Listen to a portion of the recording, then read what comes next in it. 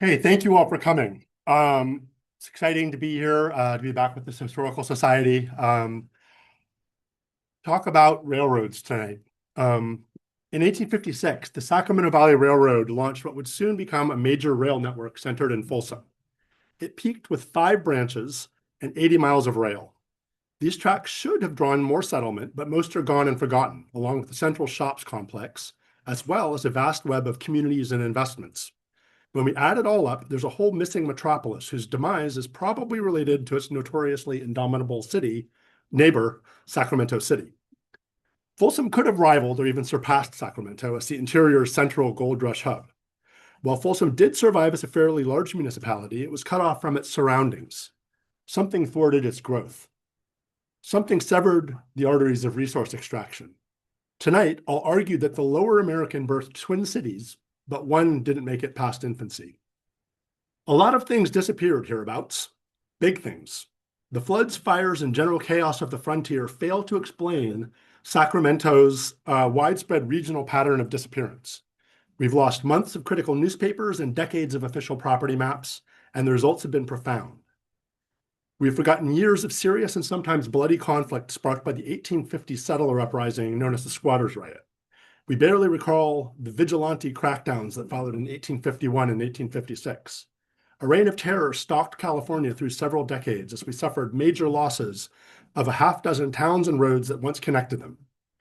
Most strangely, we lost a railroad system, and then we lost that system's picturesque story. I'll cover a lot of ground tonight. Literally, I'm talking about hundreds of square miles that didn't develop in ways that we typically expect when two major cities grow up together. It is as though St. Paul or Fort Worth were pinched off by arrested development.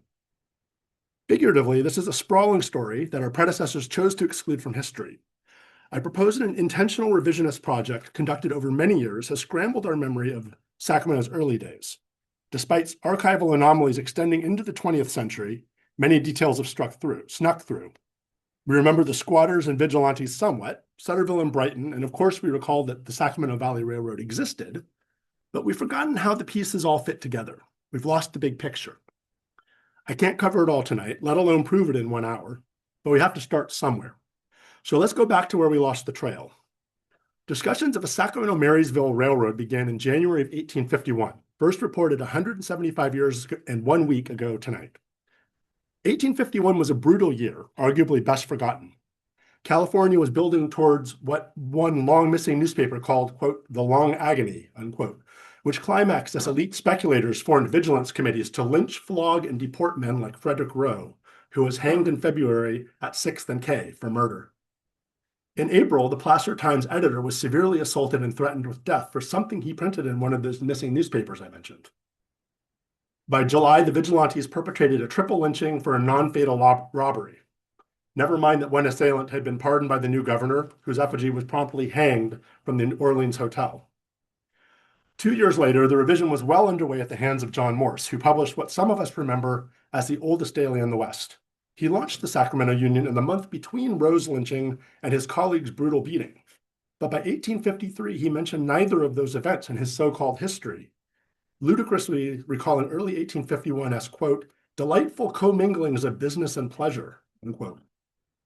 He made no attempt to describe the rise of the vigilantes. He avoided narrative entirely with a list of banal news clippings. As law and order disintegrated, he reported, quote, green peas in market. Morse was obviously covering up some dark truth, but we have taken him for his word and never reckoned with the context he endured. In a rising reign of terror, it was best to say as little as possible about all the richly memorable things that needed forgetting. Morse did not yet know that the San Francisco Vigilance Committee would be back in 1856, more powerful than ever. He did not know that their forces would eventually overpower state and federal authorities, capturing a state Supreme Court justice and bringing San Francisco to the brink of civil war. But he knew enough to keep quiet about 1851. The vigilance committees cast a long shadow over a young society fumbling towards civilization. Their menace persisted a generation later when Josiah Royce shoehorned California's history into what was more a work in his field of expertise, philosophy. Even though Royce was an infant when the vigilantes seized San Francisco, he still understood to tread very carefully around early California's great crisis. Most importantly, he avoided the connections between 1851 and 1856, reducing years to a single sentence, noting, quote, a time of great general prosperity. Morse apparently wanted his part in that prosperity more than he wanted a true history of California. Who can blame him? California's foundational historians, including Bancroft and Hittel, all made similar calculations. They were happy to churn out richly detailed accounts of picturesque mobs, but took care to avoid their true context. This was a world in which entire towns and an 80-mile rail system, the bones of a budding metropolis, could be literally wiped off the map. Historians beware. The body of research that I'll introduce this evening points to a serious shortcoming in our history and our collective memory. Someone lied to us and we believed. We must now seek the truth. Modern historians must figure out who did this, why, and how. Now, this should all seem strangely familiar to you by now. Sacramento's birth pain should remind us all of current events and the battle over how they will be remembered. This has all happened before. A lot of good people were chased off, and some bad ones. None of these wannabe rail barons were angels. They all sought riches from land stolen from the Nisenan and Miwok peoples, and many were apparently happy to exploit or displace settlers of color. But for all their flaws, they built something remarkable. Yet their individual achievements were soon dismantled, along with many miles of roadways and thousands of homes and businesses. A lot of people lost a lot of money. Many folks apparently just left in fear or just disgust.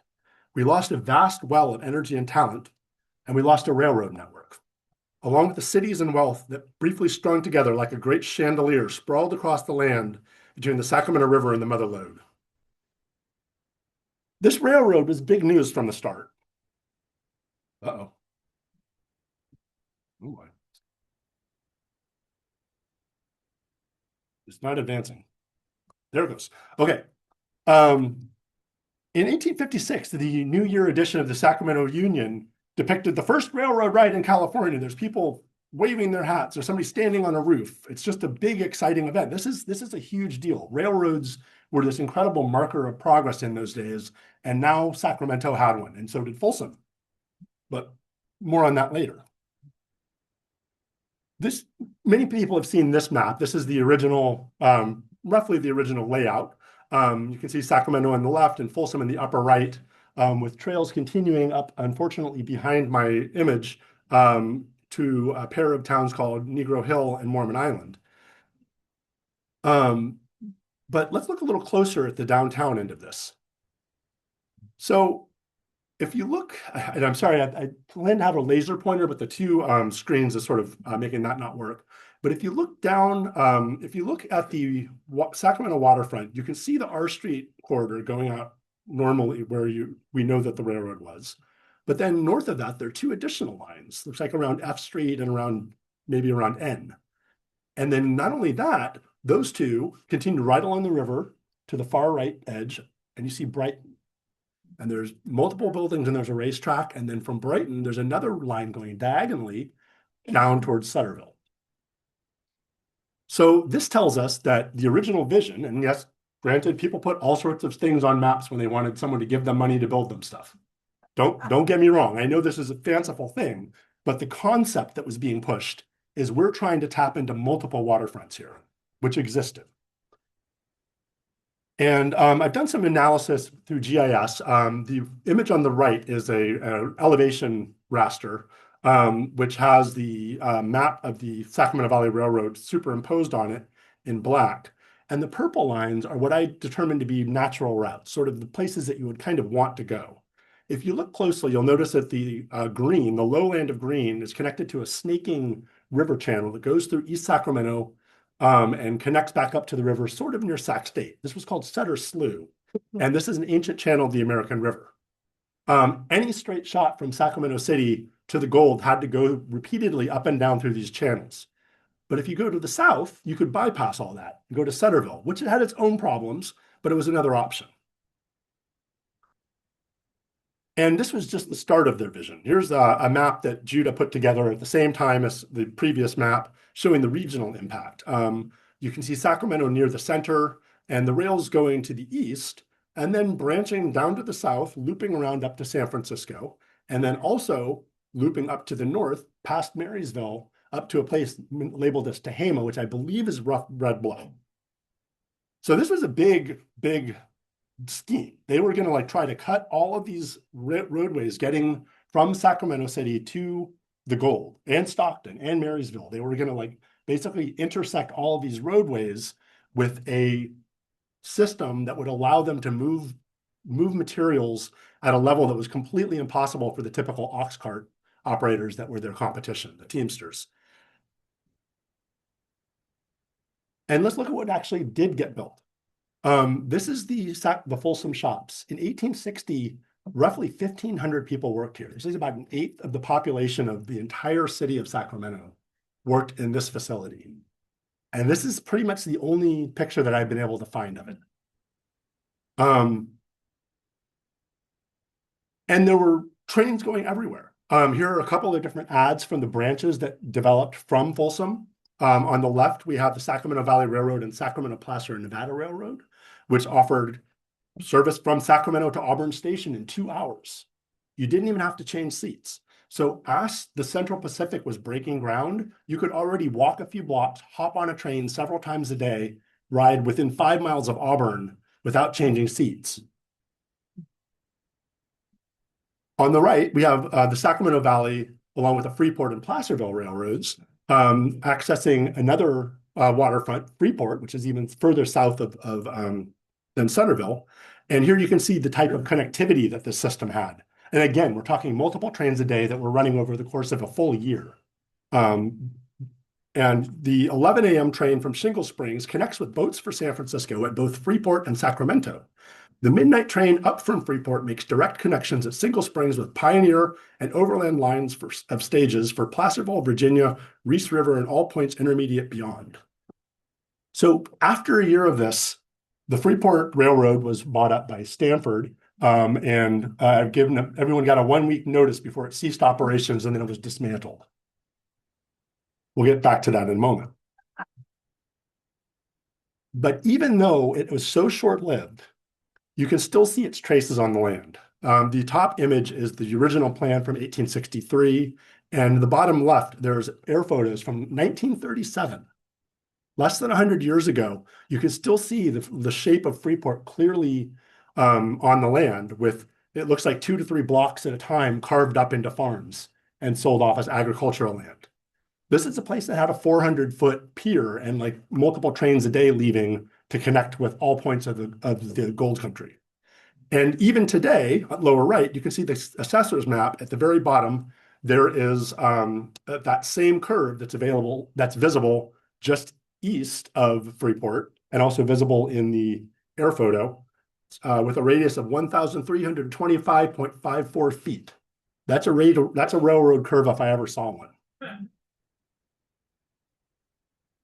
And then there was the bridge.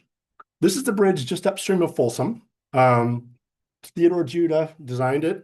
And built it as part of the second railroad. There's California Central, and oddly enough, this bridge, provided lots of service both to the Auburn line and also the line that continued up through Roseville and as far as Lincoln, trying to get to Marysville but never quite managing.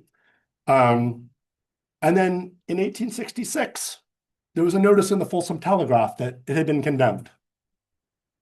About a half dozen other papers ran about a one sentence brief saying that it had been condemned, and that was about all the discussion I've been able to find of it. It's as though Highway 50 were removed and everyone was just like, well, that's too bad, and moved on. And this is a community where people spent hours reading the paper every day because there were all of these like intricate arguments about land titles and engineering and what's the best way to get to the goal. People were obsessed with this stuff. And I can't say that it didn't happen, but I've done multiple searches on multiple parameters through the California Digital Newspaper Collection, and I've been able to find any serious discussion of this massive loss of infrastructure. And then there's this. This is the image that probably drew a lot of you here, and you're like, what the hell is the train doing at the foot of K Street? This is admittedly these are contemplated improvements. This is one of those schemes, and if you look at the bottom half, there's a wharf facility that never happened. But the Sacramento Valley Railroad did get to K Street, and in 1863, it was destroyed by a mob. that was apparently instigated by the city. The city had basically made plans to raise the levee after the flooding, which was a good idea, and was demanding that the railroad move its tracks. And the railroad was, maybe dragging its heels, but had just gotten a court injunction postponing the demolition when the mob struck and tore up the tracks from K Street all the way back to P, even though there was a locomotive on it and train crews. This was like a major battle. And then meanwhile, the Auburn line ended with a similarly chaotic departure. As the Central Pacific was approaching Auburn, the Sac Placer Nevada Railroad ceased operations, declared bankruptcy because they knew they couldn't compete with all of the subsidies that the CP was getting. And the Sacramento Valley bought the line and started cannibalizing it to try to get to Placerville so they could get over the mountains to build their own version of the transcontinental line. It may not have worked, but they were seriously trying to get their own line over the mountains. And neither of these incidents have made it into our collective memory in any meaningful way. Has anybody heard of these before? Who here has heard of either of these events? Okay. And here's the big picture. This is from a master's thesis in 1934 by James John Campilio. He sort of scratched his head at how little anyone had paid attention to the original Railroad of California. Yes, there have been other shorter rail systems, but this is the first commercial railroad that actually had regular schedules and had passenger service and whatnot. And you can see that Folsom is at the center of a system that goes to Lincoln, to Auburn, to Latrobe, and eventually Shingle Springs, and then down to Freeport. Any space alien who looked at this map would say, oh, I can see how this urban environment is developing.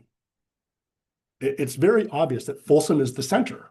This is where the heavy infrastructure is. Anybody who's making any sort of investment decisions is looking at this. And this is not one of these schemes. This is the real, matter of fact, railroads that were running several trains a day for most of the decade around 1860. And the industrial transformation was significant. The photo on the left shows the second number 1 of the Sacramento Valley Railroad. In the background, there's this massive pile of milled lumber. No ox cart could possibly be useful for moving that. And this type of industry is popping up all along the rails. In 1880, the history of Sacramento had pictures, and there were multiple images of the Sacramento Valley Railroad. Because everyone's like, hey, I have a railroad in my area. And this showed up in the foundry right along Front Street. So the industrial transformation that this brought, as the gold rush was turning into this more of a employee-based operation as opposed to our stereotypical gold miner out sort of scratching in the earth. The railroad was making that happen. There was a massive amount of concentration of wealth for this resource extraction, concentration of power. And I have not studied it well enough to understand why it all failed, but it does not make sense to me that it was dismantled. Most of these tracks are gone.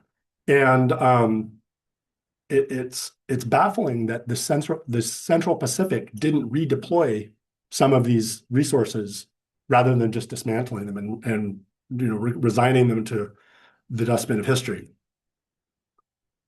Now, there are traces of the rails around town. This is 16th and R. And you can see in the lower left, there's some cobblestones that they've sort of decorated it to highlight that's a railroad. But then if you kind of look where it goes, they've turned it into parking. So sort of this weird, humiliating aesthetic flourish, this sort of shrine to the automobile, saying no one is ever going to drive a train here anymore. And yes, people know that R Street is a rail corridor, but nobody understands how transformative that was. And also that Sacramento was not what it was about. So there's a lot more. This is the exhibit that I put together for the California State Railroad Museum. It is not quite live on their website, but if you go to the Los Sacramento's website, which I'll talk about in a moment, there will be a link to a sneak preview of this. It has a lot more about the story of Judah's involvement, of all the attempts to get over the mountains. I hope you all enjoy it. Now, getting into the towns that connected it. This is a different version of that same elevation map we saw earlier in black and white. You can see Sacramento City is down in the bottomlands, and there are three towns arrayed around it. There's Centerville to the south, Norristown, and Brighton to the east. And these are each part of it. These are each covered in a chapter in our book, Lost Gold Rush Towns of Sacramento, which my co-author Eric and I will be selling later on. And these were real towns too. I mean, here's a picture of Centerville from 1855. There are at least 5 two-story buildings, most likely made of brick by the brick factory that was California's first that was in Centerville. One of these is 3 stories. There was a brick building that lasted for 100 years. The brewery was demolished in the mid-20th century. This was a serious, substantial place, but you can see even as early as 1913, in this map by Finney, Kate, and Marshall, the grid is being overwritten by what would later become Land Park. And just there's really almost nothing left of it. There are a few streets that sort of follow the old lines, but by and large, there's nothing left of the town of Sutter, which is years older than Sacramento and was the preferred city site of the person to whom this entire land was supposedly granted. It wasn't, but nevertheless, supposedly this was Sutter's land and his town didn't survive. Then there's Brighton. This map was surveyed in 1850, recorded with the county in 1851, and it has a scale bar. It shows the racetrack. It shows where the if you see it, look in the lower left, there's a faint little line, which my laser pointer would be great. But there's a faint little line showing where the mill race was for the mill that Sutter was building in 1847. This was like relatively high banks, relatively still water. Someone took a ship up there in 1850 with 6 houses on it. There was a 3-story hotel. This was a real town. It's also where the second day of the squatters' riot happened and the sheriff was killed. And while we have this map, there's no surviving map of the county showing where this was, despite being a town of hundreds of people over multiple years. I've done a bit of educated guesswork and flipped it around, and you can see that the curve of the river fits perfectly into the modern curve of the river.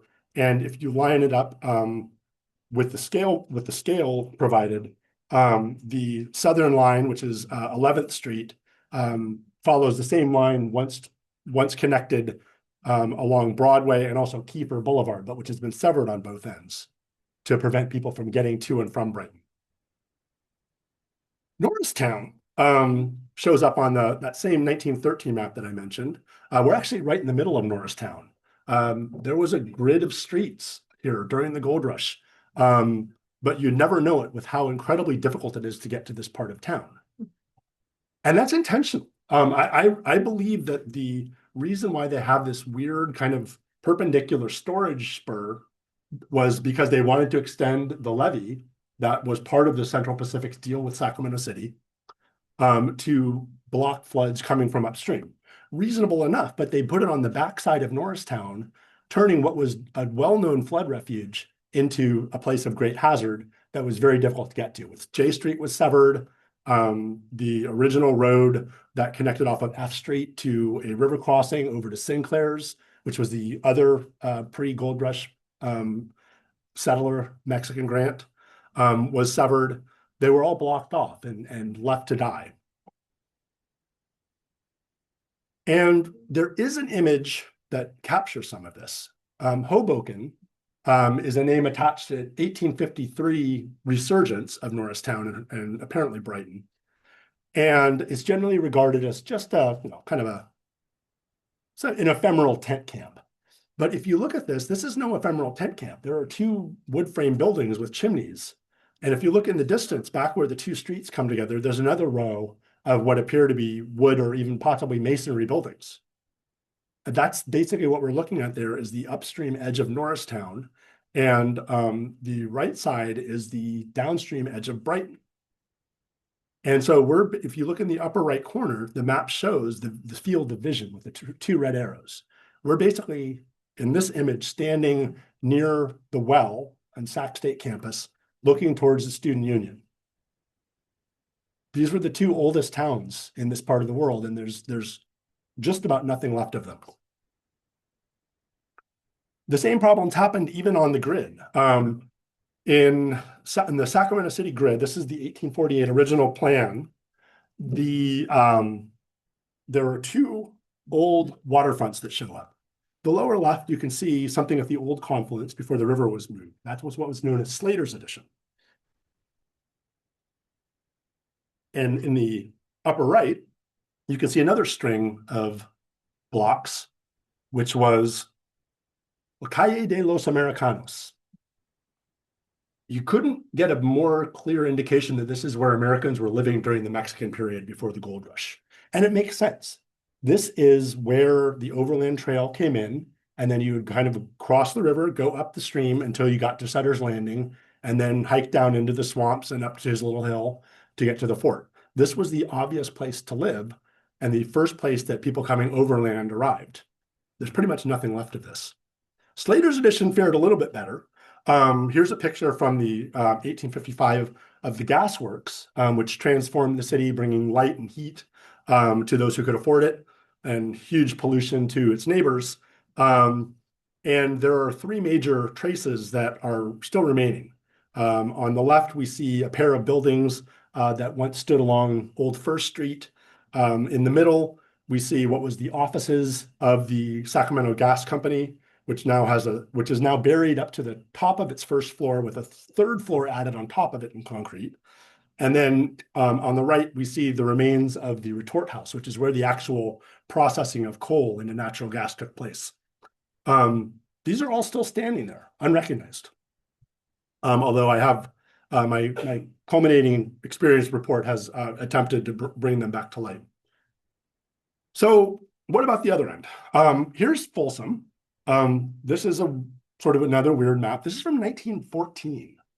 And the area around Folsom was unmappable for the US Geological Survey. They couldn't even map the entirety of the Folsom city grid. This is weird. And you can see faintly in the background, I've overlaid it over the modern suburbs. And you can see this is Orangevale. This is like an area that had, surveys, and it had section lines, and it was a pretty straightforward thing. But for some reason, the US Geological Survey threw up their hands and just were like, oh, this is a preliminary edition, and then never got back to putting out a final. So what I've done is I've helpfully, a bit late, put together my own version of it. At right, there's a map that I call Lost Folsoms. We have copies of it available for free over at the book table. And what I've done is I researched where the different roads and railroads were that used to serve Folsom that have disappeared, and replaced them, along with the three towns that also make up the second part of our book, Negro Hill, Mormon Island, and Prairie City. And here's what we're dealing with up there. Here's Prairie City, which, again, it's a solid town. Apparently had 1,500 people at its peak. Here's Mormon Island, quite a bit smaller. And what's interesting here is in the background, you can actually see Negro Hill, which was a bona fide African-American mining town. Do not let anyone tell you that people name their town after an African-American person because some black guy happened to be mining there briefly. That's not the way the world works. People don't name their towns after people they want to leave as soon as possible. And that was not an anomaly. I mean, if you look at the map of the Sacramento Valley Railroad, the destination is the crossing of the American River at Negro Bar, Sacramento County. And then if you go further, if you look on the right, there's Negro Bar right there. This is now part of, it's been overlaid by Folsom. It's right near the municipal, the corporate yard. And then the road goes upward towards Mormon Island and Negro Hill. And that's the only road into the gold country that's depicted. These were important places. And if I didn't know better, I'd say there was a black side of town going on here. So what was lost? We lost numerous waterfronts on both rivers. There are no historic waterfronts basically between Stockton and Marysville. There's little ones, but nothing serious. The lower American River has no port facilities whatsoever. And you have this like massive town with like tons of rivers, and all it has is this one dinky little waterfront. Useful bypasses of flood-prone areas, both the Freeport Railroad, they wanted to do a Sutterville Railroad, and then of course, it would have made a lot of sense to leave the Folsom-Roseville link together so that during the inevitable flooding that would happen in Sacramento, you didn't have to wait for the waters to recede to get your train from the transcontinental line up to Folsom. You could just cut across to Folsom and then go down towards Sutterville or Freeport while waiting for the waters to subside.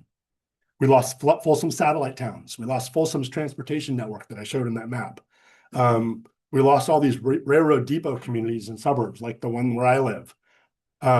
And we lost a functional, resilient, and binary metropolis. And I want to talk a little bit about this. And this is where I'm sort of getting a little bit speculative, getting a little bit over my head. I have my geography mentor in the house, so hopefully she's not too embarrassed by what's about to happen here. So there's sort of a pattern to Twin Cities. You look at Minneapolis, St. Paul, and Fort Worth and Dallas, and they have sort of a rings and spokes structure, which is typical of cities. But what happens is in between, you sort of start seeing the rings connecting to each other. You sort of see the same sort of thing going on in Washington, Baltimore, as well as Raleigh-Durham. Although it's a little bit less clear because there's a lot more topography to deal with, and it's a much older area. It's not based on a later, more modern pattern of development that you saw out on the prairies. And you see the same type of thing on all these different all of these different contexts, all these different ranges of distance between 9 miles and 36 miles. They all kind of follow the same pattern. So we kind of know what Twin Cities look like, right? And then there's Sacramento. So Folsom is 18 miles out, but there's like no sign of any sort of ring roads. There's like the weird little like northern bypasses that we have in Sacramento, but there's no way to get from 99 to 50. There's no way to get from 50 to 80. There's just this sort of weird, ridiculous, like difficult. They made it really difficult to get around in a place that shouldn't have been that difficult. Not only that, but when you look at again what was built, this is that same old map that I showed you from 1934. I've taken this geometry and overlaid it on the world. And I've added the original kind of regional map that Judah put together. Now, the regional map is speculative, but really there's no serious reason to doubt it. If you think about it, trying to get from Sacramento to San Francisco the way that 80 and the railroad goes is totally just ridiculous. You have to make two major crossings of water bodies, or you have to go all the way around to the north and try to get across the Golden Gate Bridge. When you could just sort of loop around to the south, collect all the business from Stockton, and then also the spur off to Sonora, and then kind of go over the relatively, well, I mean, there's mountains, but it's nothing too serious. Go over Livermore's Pass, and then down across the marshlands in the southern San Francisco Bay. Going to the south, you're following a string of cities up to Yuba City, Chico, and so on. It's sort of a no-brainer that this is, where railroads would have developed. I recently read a book by a geographer named James Vance, and it's fascinating. He looks at the ways in which settlement and transportation grow up in what he calls it in harness. They're sort of pulling together. And you need to have a certain number of people to make the transportation infrastructure work. You need to have the transportation infrastructure to attract the people. So you kind of have this sort of these two things that are sort of building each other. And while he didn't address this directly, indeed, he did some weird stuff. Like, he got to, he's talking about railroads in the West before the Civil War. And he says the farthest West railroad is before the Civil War was in Missouri. This guy's a Berkeley geography professor. This is, I don't understand how he missed that. And then he also, when it got to the part where he's talking about the surveys, This is also interesting. He talked about how there's an 1854, I believe, railroad survey that looked at 6 different routes across the country, some in the north, some in the south, trying to find out a scientific solution to the political problem of who gets the railroad. Does the north get it? Does the south? And he was looking at these, and he, talked about how ultimately the one that won out is what we know as the transcontinental. And I'm not going to second guess that, but he also pointed out that the other five, sorry, while they took a longer to become economical, basically that survey mapped what became the transcontinental railroads that still serve the United States today. So it's not that hard to tell where a railroad should go, especially when you're someone like Theodore Judah. And this is what Judah pictured. So what should have happened? And here's where I'm really going out on a limb. So I've basically taken that geometry and added a bunch of roads. Now, a lot of the ones around Folsom are based on hard research. The map that I told you about, there's actually a link on the Los Sacramentos website to a bibliographic map where you can click on each of these lines and it'll tell you which specific maps I saw these on. And I had to have at least 2. A lot of them around the outer area are more speculative. Most of them show up in some form. But basically, this is kind of more naturally what we would have found. We would have had more or less equal hubs. You have Sacramento as kind of the port town, Folsom is the railroad town, and you'd have connections going up, to Folsom and to Placerville and Auburn and down to Plymouth and Dry Town and around to Stockton. So this sort of shows what I don't know if you want to call it a natural course of development. This is a little bit more what I would expect if I were able to travel back in time and say, okay, how is this place going to develop based on what I'm seeing on the ground, based on where are the towns happening, based on where are the roads, based on where are the railroads. Here's another way to look at it. So I did an analysis where I color-coded the area on an elevation map. Everything above 650 feet is pink. And it shades down into blue at sea level. And so basically what I've done is I've looked at how far are the major towns of the Central Valley to the main stem river, the San Joaquin or the Sacramento. And you see they're all sort of set back respectfully. People were smart enough to not try to build a city right along the river for the most part. Stockton is kind of an outlier where it's 2 miles, but in Sacramento is the only one that really tried to go up right against the main river, as opposed to Folsom, which would have been 18, which is kind of more within this pattern. And then, there's also the scenario of why did Sacramento even survive? Why wasn't it a city the other way? Everybody knew that Sacramento was this horrible flood-prone place. Everybody was repeatedly suffering huge losses and huge suffering. And why not just, give up on it? Why not have Sacramento become Houston's Channelview? You need to have a port, but you don't need to have everybody living down at the port. And if you look closely, and again, it's the same distance. Houston to the deep water is similar, and they've done a lot of dredging to get the port facilities closer. But if you look closer, you see all of these rail lines going in, and it kind of raises the question of why didn't they just sort of give up on the Sacramento City grid and have a railroad going in every 2 or 3 blocks and build it that way? I mean, granted, I wasn't there. There were lots of reasons not to do that. But from a flooding and sort of resilience point of view, I think that would have made a lot more sense. So why does this matter? And now we're getting back into a little bit more in my wheelhouse. There was a vast transfer of real estate value. This is the amounts of money that people could have made if this developed is very different than what was made in fact. Given what we know about the general conditions of the day with the vigilantes and the land uprisings and all that, it's very unlikely this was really consensual. And we have this distorted and flood-prone city where, the American River is really hard to get to and really hard to access. Yes, there's a lovely bike trail and the parkway is wonderful. I grew up enjoying it and I'm so glad that we have it, but that's the highest ground. That's the safest place to build. Sacramento is on what's called an alluvial fan. It's basically a pile of debris that the river is dragging down out of the mountains. And when it floods, the silt-laden water overflows the banks, and as it spreads out, it slows down and it drops its sediment. So you have these natural levees that kind of keep getting built up until the river eventually changes course.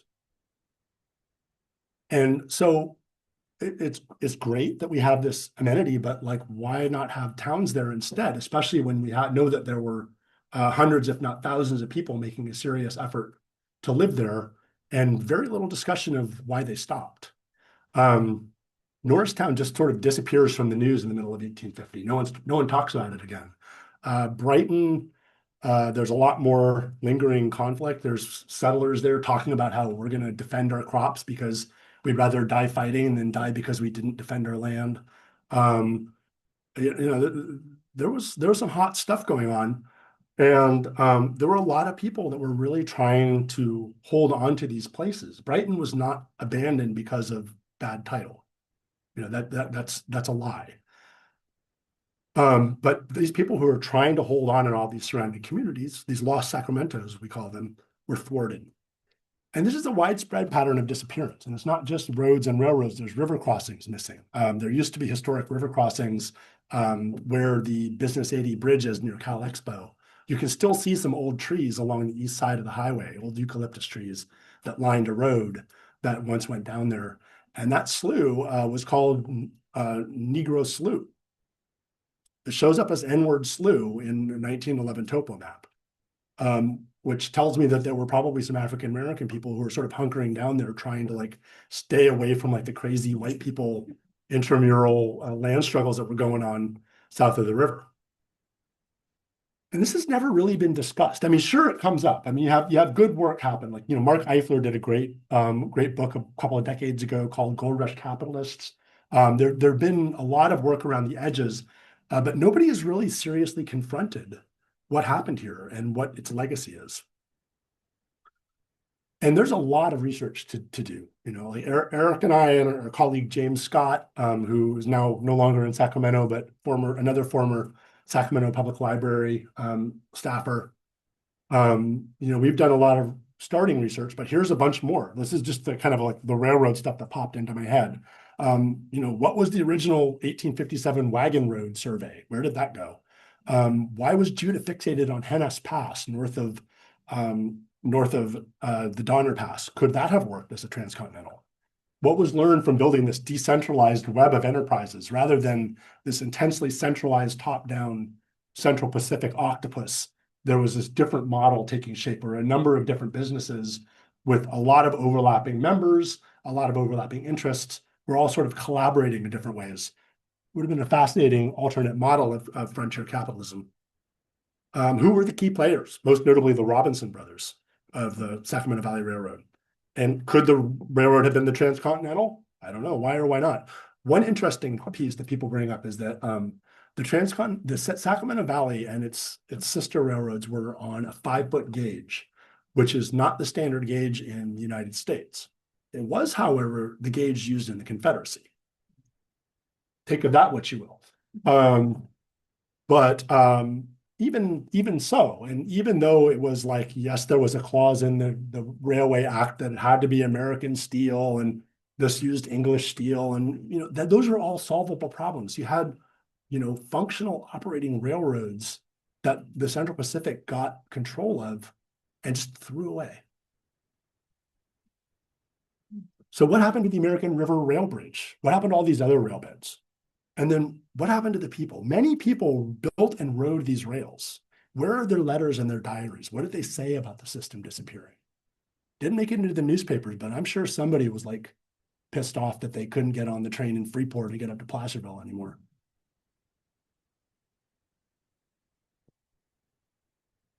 So we have a lot to learn about this large and transformative system of frontier transport infrastructure. We have even more to learn from its destruction. The victors write the history, I know that. I'm not surprised that an uprising like the so-called squatters' riot has been buried or distorted. And I can see why a lot of people wanted to forget what the 1855 Annals of San Francisco called strange intimacies and mysterious dealings regarding the vigilantes. But a railroad, a whole network of railroad companies, A bunch of ambitious white guys seeking wealth by control of resource extraction infrastructure? Forgetting all that is pretty weird. For all their flaws, the characters and companies who built California's first railroads are exactly the kind of opportunistic entrepreneurs who loom large in tales of the state's early years. History buffs usually eat this stuff up, especially rail buffs. Someone has probably written a book about every podunk short line pulling logs out of Humboldt, but it seems that nobody has ever written a book about the Sacramento Valley Railroad. I've been studying Sacramento's memory problems for over a decade now, and it seems like each year I have more questions. Forgotten Foundation excavates what should have been a durable transportation system, or at least a valuable and already built connection to be co-opted by the Transcontinental Railroad. Lost Gold Rush towns of Sacramento revisit some of the larger communities that should have grown along these rails. Their disappearance was puzzling enough for our public library to launch this investigation, which I later joined to co-author with a team of staff librarians like my colleague Eric, who will be joining me at the book table in a moment. Historians sometimes deploy a tool called historiography, essentially an elaborate literature review. These essays explore how histories are written over time. And my historiographies of the Squatters' Riot, the Vigilance Committees, and California's first railroad network all reveal the same patterns: omissions, distortions, burying the leads, and sometimes outright lies. Even today, serious historians struggle to make sense of it all. I know I do. I have posted much of my research to lostsacramentos.com, including a link to a sneak preview of Forgotten Foundation. I hope you'll spend some time examining what I unearthed, and then I hope you'll start digging. Here's the thing, a whole lot of people got screwed, and Sacramento has never really dealt with that. So I'm bringing it up at this delicate moment in our national history. This may not be the smartest thing I've ever done, but I can't stay silent as a historian and as an American. We Sacramentans have inherited a historic narrative that seems to be fundamentally false about what should be at the core of every history. Who makes decisions and why? I know you all have questions. I can't cover all the material in a single evening. I could have spent an hour on each slide that I breezed past tonight. So you've had to suffer through a frustrating drive-by presentation. Right. I'm sure I've misstated a fact or two, especially as I dip into the deep and turbulent pool of rail history. I regret any errors, but it's important to see the big picture. We face a terrifying and similar moment when the federal regime's lies are so pervasive and brazen that the governor of Minnesota must remind us, quote, "You know what you saw." A new memory war is unfolding before our very eyes. And Sacramento's painful early years have much to teach the nation. We must recall what people once saw here to understand what we see now nationwide. A metropolis was taking shape. Everyone saw it. But then they agreed not to mention it again. Fake history is a real problem. And if we're not careful, we'll be a fascinating historiographic puzzle for historians in the 23rd century. The ghosts of 1856 are stalking us. It's been 170 years since that glorious first railroad ride in California. Yet our present turmoil much more echoes the ensuing railroad war, which helped entrench a corrupt power structure. We must understand what is at stake today. We must recognize what can disappear when a ruthless and unscrupulous gang seizes power and the narrative. Entire communities can vanish. Sacramento must live with the dysfunctional urban geometry bequeathed to us. That lost metropolis won't be back. But we must remember its life and death, notice where its faint traces remain on the land, and we should learn its lessons as well as we can. Thank you.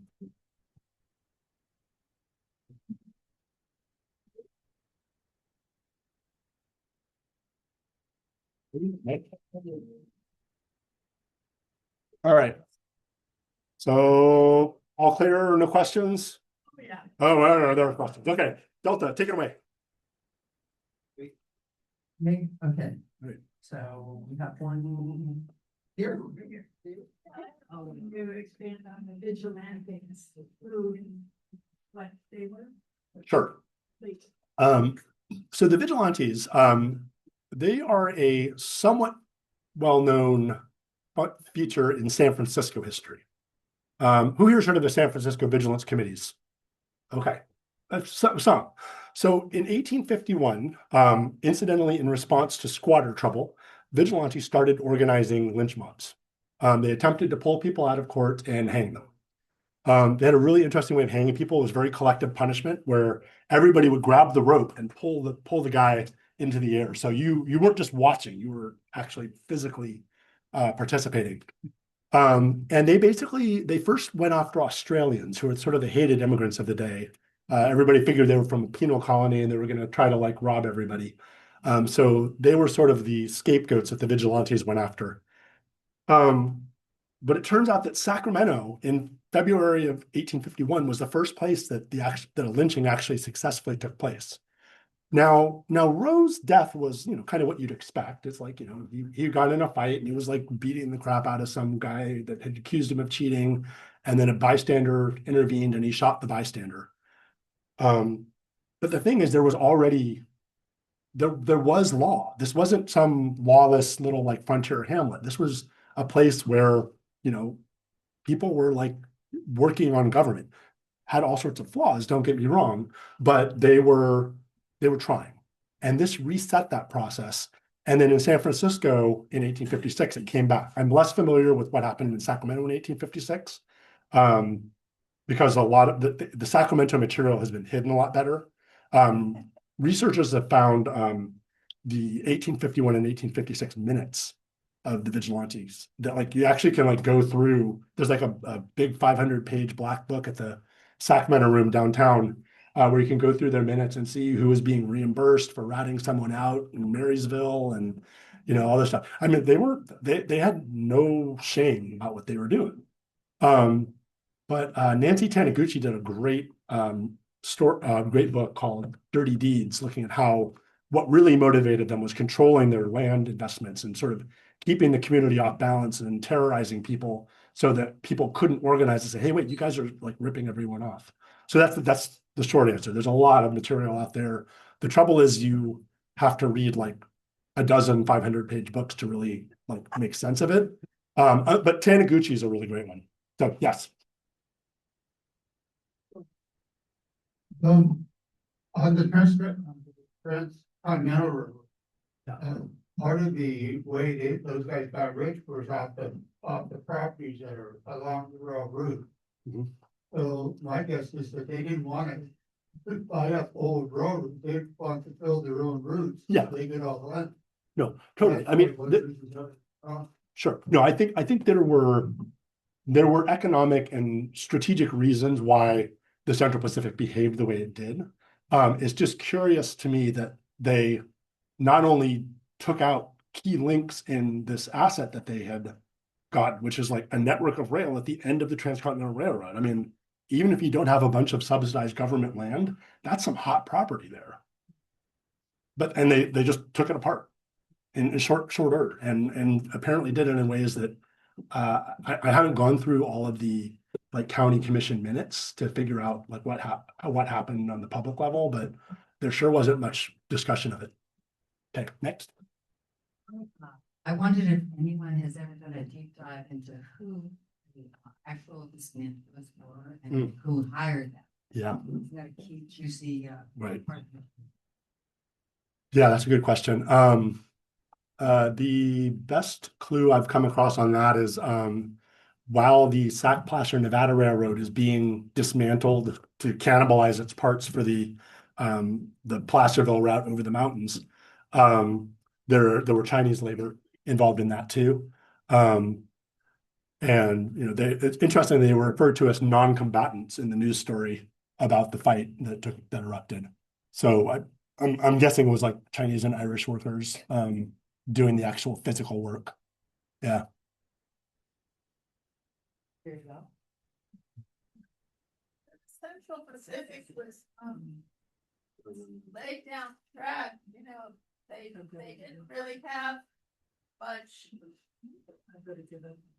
They had to pull up some of the track, so slipshod, put it down because they were racing to get down to the other part of it. They were trying to, they had to rip up some of the tracks because they were so awfully put down. No, and again, there are reasons why a lot of these things happened. I'm just pointing to like the profound lack of discussion of major infrastructure decisions and their impact, which resulted in at least 6 towns disappearing. Yeah. So you bringing up like the Asian Americans were the railroad during the time. What was the situation where we began to expel Asians off of railroad projects? Because I believe that was. Yeah. I don't feel like I have very much expertise to speak on the exact timeline of that. The dismantling of this network was taking place while the Central Pacific was still using Chinese labor. So I don't think it was a comprehensive expulsion happening yet. Another question to add to that, where was that extension delayed? Did that stop mid-America or did that affect the West? Say that again? When during the dismantling phase, Yeah. how far did that extend the segregated expulsion of the Asia Railroad project? Did that affect the West drastically with our relationship with it? I don't know. I mean, I think, my hunch, and this is not based on anything I particularly found specifically, is that the amount of work that went into taking these things apart was relatively little labor. So I don't think it probably had a huge impact on the overall availability of labor for the Transcontinental project. Right here.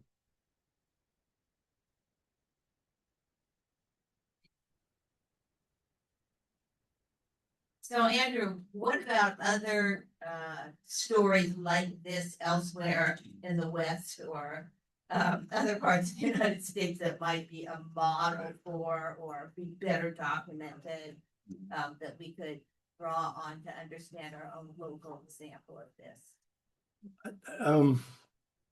That's a good question. I haven't found another area where like a significant number of towns fully disappeared, like reverted to farmland, wiped off the map, disappeared. I mean, there's ghost towns everywhere you look, but that's a totally different dynamic. We're talking about active towns that suddenly like just went away. And like, the first surviving county map that we have of Norristown shows it as the property of the Sacramento Beach Sugar Company. And boy, if I wanted to get rid of an archaeological site, I'd grow some beets there for a few years and just kind of do some deep tilling year after year. And so, I don't know. And this is part of what we're hoping to do with the Los Sacramento site is like find people who are like, hey, wait, there's something about where I live, or if there's some mysterious letters in your family's collection where it's like, wait, what were they talking about there? Let's take another look at all of these things. And also like, I'm sure that a lot of these missing newspapers are out there.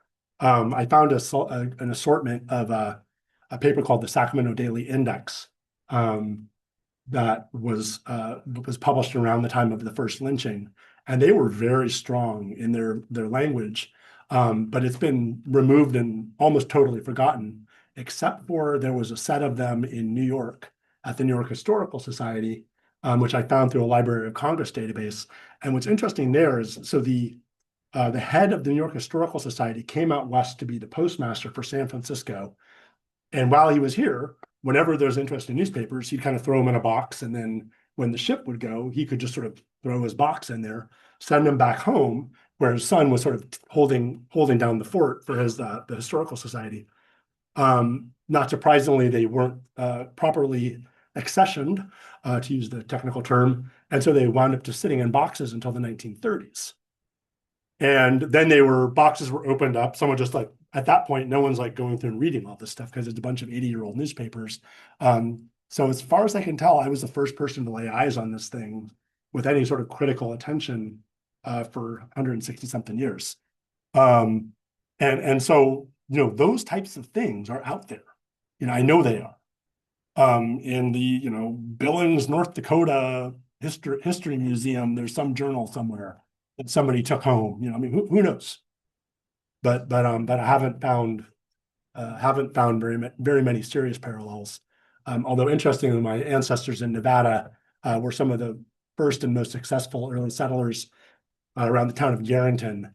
And there's a hill named after them, and nobody remembers them. They've been totally written out of the historic record because they got in a big fight with the Lux Miller Cattle Company and took them to the state Supreme Court and won. So they forget us in Nevada. So they're I'm sure there's other examples, but I haven't found them yet. So following up on that, what about lawsuits, as a source of information about this? People deciding that they might want to go to court over the removal of a railroad spur or something like Yeah. that. No, I'm sure that a lot of that is still out there. The early years, some kinds of books are pretty disorderly, and you can't really tell. It goes like there's a document called the Rhodes book, where they're sort of listing all the different road related decisions that the county's making. And it goes from like volume J to volume C, and it's kind of like you kind of picture there's like a big box of books and they just grabbed one. So you can't tell very easily when stuff's missing. And also a lot of the indexing is missing. Like the first 20 years of county assessor map books are gone, which is how the county kept track of who had paid their taxes. And provided the best way of saying, okay, what has happened here 1 year after another? You can sort of see, oh, here's where Brighton is and so on. But the first 20 years are gone. Sheree, I think we're gonna do the. So Okay. Yeah. we'll have an opportunity to talk with Andrew. You have books here that you're selling and will be signing if you want, and you can talk to Andrew over in the corner here, and we'll wrap it up from here. Okay? Thank you very much. Thank you.